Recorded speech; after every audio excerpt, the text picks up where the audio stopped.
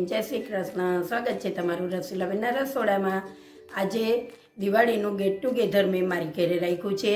મેં મારી ખાસ બેનપણીઓ જે છે સોસાયટીમાં એનું ફેમિલી સાથે મારી ઘરે જમણવાર રાખ્યું છે. તો હું કાઠિયાવાડી પંચરત્ન દાળ બનાવવાની છું, જેમાં આપણે પાલક અને આખા લસણનો ઉપયોગ કરવાના છીએ. તો ચાલો આજે આપણે બનાવીશું પંચરત્ન દાળ અને એની સાથે આપણે બનાવીશું બાજરાના રોટલા. પંચરત્ન દાળ બનાવવા માટે પંચરત્ન દાળનો મેઇન પાર્ટ છે આખું લસણ. આખું લસણ આવી રીતે આપણે એકદમ ચોખ્ખું કરી અને લઈ લેવાનું છે. એની ઉપર એક એક જ ફોતરું રહેવું જોઈએ, વધારે ફોતરા રાખવાના નથી. અને આ રીતે એકદમ ચોખ્ખું લસણ કરીને લઈ લેવાનું છે. અહીંયા મેં 15 માણસની દાળ બનાવવાનું હું તમને બતાવું છું. તો એમાં કિલો 1 મેં આખું લસણ લીધું છે. એમાં મેં 300 ગ્રામ પાલક લીધી છે. એને ધોઈને સમારીને અને ચોખ્ખી કરી લેવાની છે. અહીંયા મેં મગની છડી દાળ લીધી છે 300 ગ્રામ. આ બધી દાળનું માપ આપણે 300 ગ્રામનું લીધું છે. એમાં અડદની દાળ છે, એમાં છે મસૂરની દાળ, એમાં છે તુવેરની દાળ. મેં જે તેલ વગરની આવે એ લીધી છે, તમે તેલવાળી પણ લઈ શકો છો. એમાં મેં લીધી છે ચણાની દાળ. આ બધી દાળને આપણે સરખા પ્રમાણમાં લેવાની છે અને એટલા જ પ્રમાણમાં આપણે પાલક લેવાની છે. અને 15 માણસના પ્રમાણમાં આપણે કિલો લસણ લેવાનું છે. હવે આપણે આ બધી દાળને સરસ 4 થી 5 પાણીએ ધોઈ નાખશું. તો જો આ દાળને આપણે 4 થી 5 પાણીએ ધોઈ લીધી છે. દાળને સરસ રીતે ધોઈને ચોખ્ખી કરી દેવાની છે, કેમ કે દાળ બધી દાળમાં પાવડરનો ભાગ હોય છે, એટલે આપણે એને સારી રીતે ધોઈ લેવાની છે. હવે એમાં આપણે પાણી એડ કરીશું. અહીંયા મેં ગરમ પાણીનો ઉપયોગ કર્યો છે. હવે પાણી કઈ રીતે લેવાનું છે, તો મેં આ જે બાઉલથી આપણે દાળ ભરી હતી એ જ બાઉલ 5 બાઉલ દાળ હતી, તો આપણે 10 બાઉલ ગરમ પાણી કરી અને એમાં એડ કર્યું છે. હવે એમાં આપણે સ્વાદ મુજબ મીઠું નાખીશું થોડું બાફવામાં. મીઠું નાખ્યા પછી આપણે એની અંદર આ પાલક જે આપણે ધોઈને સમારેલી છે એ પાલક એડ કરી દઈશું. આ પાલકને આપણે બાફવામાં જ એડ કરી દેવાની છે. અને હવે આપણે એનો જે મેઇન પાર્ટ છે દાળનો એ છે આખું લસણ. આખા લસણનું ખાસ ધ્યાન રાખવાનું છે. જો આ રીતે એકદમ એનો જે આગળનો રેસાનો ભાગ આવે છે એ સાફ કરી લેવાનો છે. એનો પાછળનો ભાગ પણ આ રીતે સાફ કરી લેવાનો છે. અને ઉપર એક જ લેયર ફોતરીનું રહે એ રીતે આપણે લસણને તૈયાર કરી અને અંદર લસણ કાંઈ ખરાબ ના હોય એ બધું ધ્યાન રાખી અને પછી અંદર એમાં લસણ એડ કરવાનું છે. આ રીતે બધું જ લસણ એકદમ ચોખ્ખું કરી લેવાનું છે. હવે એ લસણને પણ આપણે બાફવામાં એડ કરી દેવાનું છે અને એને આપણે સરસ રીતે બધાને હલાવી લેવાનું છે આ રીતે. અને હવે એને આપણે બાફવા મૂકવાનું છે. હવે આપણે કુકરને બંધ કરી અને 3 વિસલ વાગે અને ચોથી વિસલની વરાળ અંદર ભરાઈ રહે ત્યાં સુધી એને આપણે બાફવાનું છે. તો હવે આપણે કુકરને બંધ કરી દઈશું. હવે આપણે આને ગેસ ઉપર મૂકી દઈશું. જો આપણી દાળ હવે બફાઈ ગઈ છે. હવે આપણે કુકર ખોલીને જોઈ લઈશું કે આપણી દાળ કેવી રીતે કેટલી બફાણી છે. તો જુઓ લસણના ગાંઠિયા મસ્ત એકદમ બફાઈ ગયા છે. ને નીચે દાળ પણ સરસ બફાઈ ગઈ છે. આપણે જેવી બનાવવાની હતી દાળ એ જ રીતની બફાણી છે. હવે આપણે દાળનો વઘાર કરીશું. જો આપણું તેલ ગરમ થઈ ગયું છે. હવે એમાં સૌ પ્રથમ આપણે મરચાં તળી લઈશું. જો આપણા મરચાં સરસ રીતે તળાઈ ગયા છે. કાઠિયાવાડી જમણવારમાં મરચાં તળેલા ન હોય તો કાઠિયાવાડી જમણવાર અધૂરું લાગે. એટલે આપણે મરચાં તો સૌ પ્રથમ તળીને રાખી દેવાના. હવે આ મરચાંની અંદર આપણે મસાલો ભભરાવી દઈશું. તો મસાલામાં આપણે એમાં ધાણા જીરું ભભરાવશું અને મીઠું ભભરાવી દઈશું.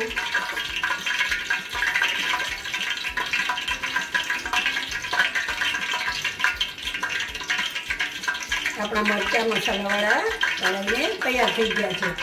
તો જો આપણું તેલ સરસ હવે પાછું ગરમ થઈ ગયું છે. તો સૌ પ્રથમ આપણે એમાં રાઈ નાખીશું. રાઈ ફૂટી જાય એટલે એમાં આપણે ખડા મસાલા નાખવાના છે. તો એમાં મેં આ સ્ટાર ફૂલ લીધા છે, જેને આપણે બાદિયા કહીએ છીએ. એમાં મેં લાલ મરચાં લીધા છે સૂકા, એમાં મેં તમાલપત્ર લીધા છે, મીઠો લીમડો લીધો છે અને લવિંગ અને તજ લીધા છે. એને આપણે સારી રીતે ફૂટી જવા દઈશું અને પછી આપણે એમાં નાખીશું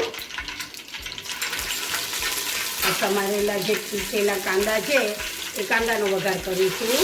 આપણે પીસેલા કાંદા પહેલાં નાખી દઈશું.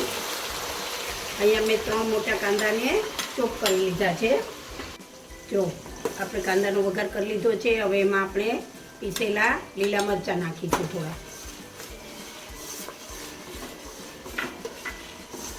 મરચાં સરસ રીતે ચડી જાય પછી આપણે આ જે ટામેટાં છે, મેં અહીંયા 500 ગ્રામ ટામેટાને મિક્સરમાં પીસી અને એની પ્યુરી બનાવી લીધી છે. તો આપણે એ પ્યુરી એડ કરી દઈશું.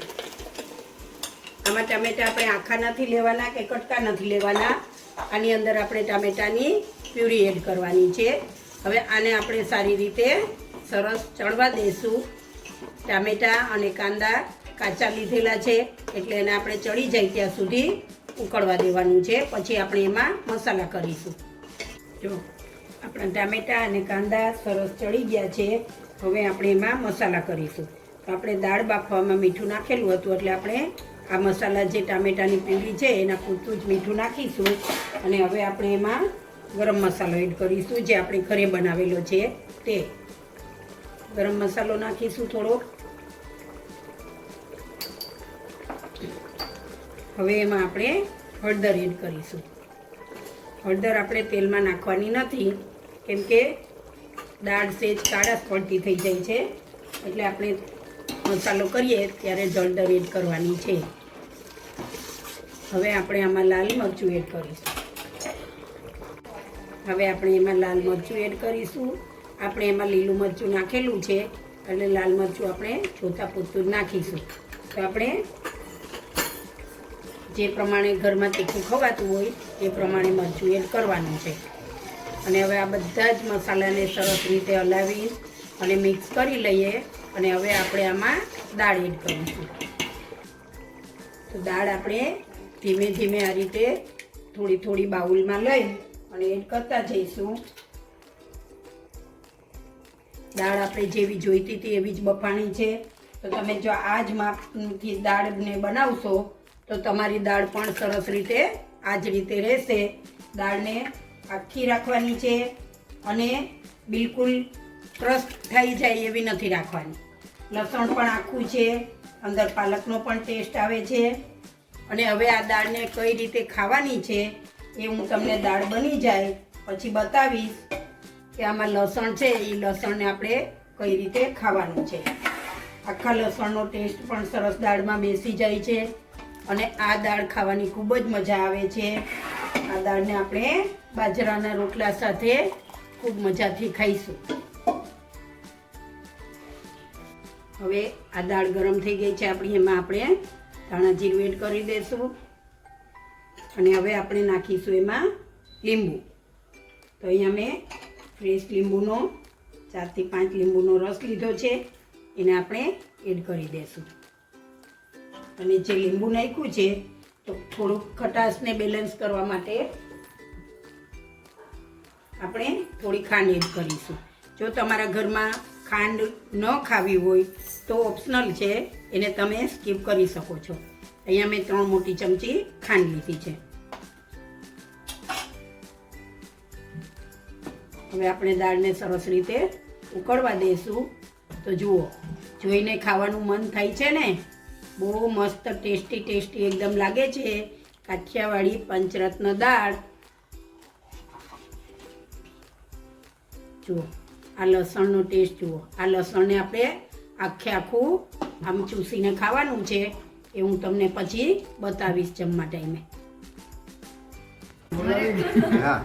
જો આ અમારા બધા ભાઈઓ લસણવાળી પંચરત્ન દાળ અને રોટલા ખાવા બેસી ગયા છે. જો અમારે અરજીભાઈ લસણને મોજ લે છે અને આ અમારા મિસ્ટર રૈયાણી એ લસણની મોજ નહીં લે. આ અમારે ડીબી ઝાલા, હા એ પાપડની મોજ લે છે. આ જુનિયર ડીબી ચાલે. આ જે લસણ હા, આ છે લસણ. જો હિરેનભાઈને મસ્ત લસણ ખાતા આવડે છે. કેવું લાગ્યું હિરેનભાઈ લસણ? હા, જો આ ભરતભાઈ અને આ અમારા શિવલાલજી.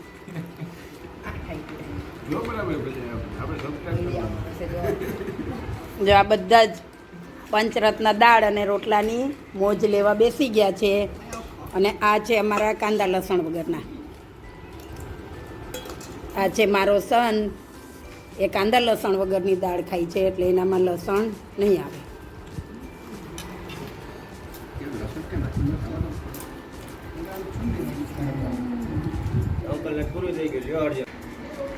ચાલો પંચરત્ન દાળ અને બાજરાના રોટલા ખાવા માટે કીધું છે ને કે દાને દાને પે લિખા હે ખાને વાલે કા નામ. ચોબાડા, લીંબડી તાલુકાનું ચોબાડા ગામ, ત્યાંથી અમારે આ બા આવેલા છે. એના નસીબમાં દાળ છે.